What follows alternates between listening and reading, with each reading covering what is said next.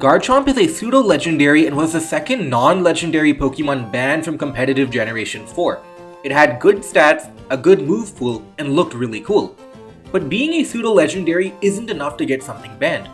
Dragonite in Generation 1, Tyranitar in Generation 2, and Salamence and Metagross in Generation 3 were all perfectly fine, and they also had good stats and a good move pool.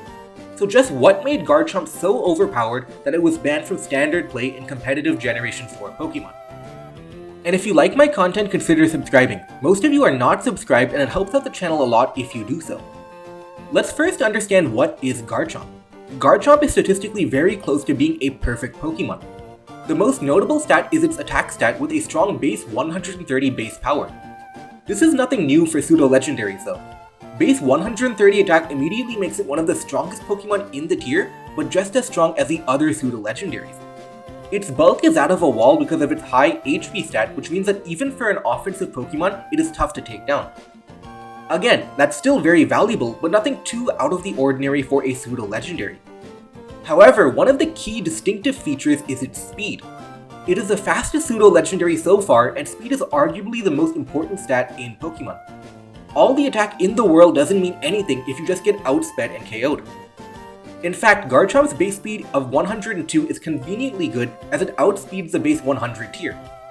Anything that outspeeds base 100 is considered to be fast because base 100 is a relatively crowded speed stat, and a lot of legendaries like Jirachi or Zapdos are base 100 speed.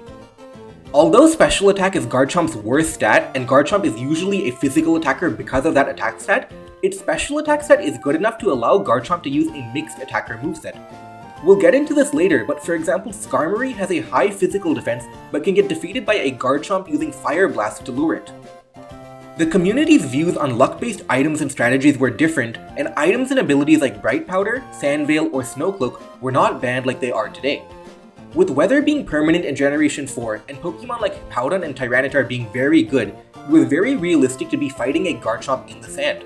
Garchomp's move pool, as mentioned earlier, is very decent. Most movesets ran some combination of Sword Dance, Substitute, Outrage, Earthquake, Dragon Claw, Draco Meteor, Fire Blast, Fire Fang, Crunch, or Stone Edge. It had a lot of options and many different customizable movesets. But now we get into the meat of it, Garchomp's typing. Fundamentally, Ground plus Dragon is insane. Without the Fairy typing to keep Dragon in check, only Steel can resist Dragon, but Ground is super effective versus Steel. Only Pokemon like Skarmory and Bronzong can handle that, and in Garchomp's case, it can beat it anyway with Fire-type coverage. The type combination combines all of Garchomp's features and turns it into an overpowered nightmare. Garchomp has no counters. Garchomp had three main movesets, Choice Band, Choice Scarf, and Swords Dance. The closest thing to a counter was Cresselia, who had high defenses, Levitate, and Ice Beam, but Cresselia has its own issues. Garchomp is often used with Sand, and Sand means that Cresselia's recovery move Moonlight is less effective. Offensive Cresselia risks getting 2-hit KO'd by banded Garchomp Outrage, and defensive Cresselia doesn't even KO Garchomp because it's so weak. On top of this, Garchomp can easily use a Yachi Berry on its Swords Dance movesets. Add in the fact that Garchomp has Sand Veil, and Cresselia becomes shaky in practice. Skarmory and Bronzong can wall Earthquake and Outrage, but they lose to Fire-type coverage like Fire Fang or Fire Blast. Bulky water types like Vaporeon, Suicune, or Slowbro can't switch into Yachi Berry Garchomp and struggle versus Choice Band too. Hippowdon can tank Choice Band and Choice Scarf, but would lose to Swords Dance because Ice Fang doesn't do enough. Garchomp's bulk is infuriating because the Pokemon that are bulky enough to live a hit often don't have enough power to KO Garchomp. And to top it all off, Garchomp can easily fit a Yachi Berry and has Sand Veil to dodge attacks. The difference between Garchomp and Flygon, another ground type, is that Garchomp has Sand Veil, a much better attack stat, Swords Dance, and speed. Although Flygon has some nice traits like Levitate and Roost, the difference in power and speed is game-changing. On the surface, it doesn't look like the difference between 100 and 102 base speed is meaningful, but as mentioned earlier, 100 is very crowded, and Flygon speed ties Pokemon like Jirachi, whereas Garchomp outspeeds them outright. A natural question that arises is why isn't Garchomp banned in Generation 5? It makes sense that Garchomp would be balanced in Generation 6 and onwards because of the Fairy type, but Garchomp still has many of its powerful attributes in Generation 5 too, so what happened there? Well, in fact, it was banned in Generation 5, but not for why you would think. It was banned mainly because of its substitute Sandveil movesets because of how uncompetitive the luck aspect of it was. Garchomp could substitute with Swords Dance and become incredibly tough to break, with the game usually coming down to sheer luck. In fact, they initially tried banning Bright Powder first, but Sandveil Garchomp was still too uncompetitive on its own even without Bright Powder support.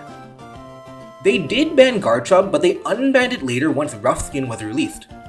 Then, they banned abilities like Sandveil and Snowcloak instead to solve the issue.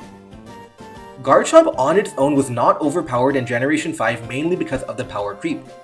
It's not that Garchomp received any one counter, but there were a lot more Pokemon that could check it now. Intimidate Landorus T could switch in and Ferrothorn could switch into Outrage. Latios, who is faster, was unbanned in Generation 5 with Soul Dew being banned instead and could easily revenge kill Garchomp. Keldeo and Terrakion naturally outspeed, and Jellicent and Reuniclus can live at least one hit from Garchomp. Garchomp is still a great Pokemon in Generation 5, but it wasn't overpowered anymore. Another question that arises is how did Garchomp do in Uberth, the tier above Standard Play that has all the other banned Pokemon? Just because something is too good for Standard Play, it doesn't mean it's good in Uberth Play. So how did Garchomp do in Uberth? Even in the Uberth tier in Generation 4, Garchomp was great. Despite being a non-legendary, it could hold its own in the tier with legendary Pokemon because of its speed, power, and Dragon type. Garchomp naturally outspeeds Rayquaza, Dialga, Palkia, and Giratina. Even in the Uberth tier, it was fast enough. Choice Scarf could clean up teams and revenge kill Dragon Dance Rayquaza, Choice Banded Garchomp could break even the bulkiest Pokemon like Lugia, and Swords Dance could one-hit KO Groudon.